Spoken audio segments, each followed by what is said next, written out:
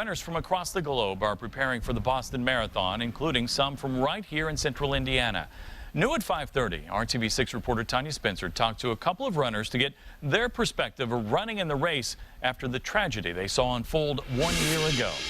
Dozens of Hoosiers will be leaving soon to head to the Boston Marathon. They admit it will be an emotional race to run, but they say they are more determined than ever to finish it.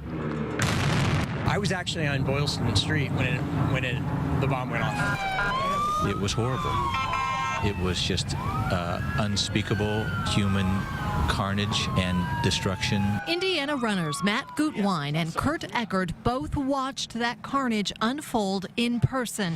They are images at the finish line they will never forget. It remains emotional today. There's not a day that I don't think about that event and what happened.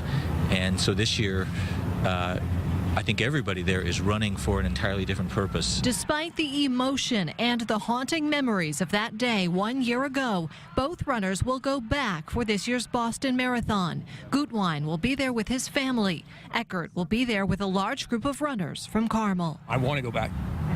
We need to go back. Just to send a message that whether it's a marathon or if it's some other event, it doesn't matter. People still go on, move on, and look past it and be strong.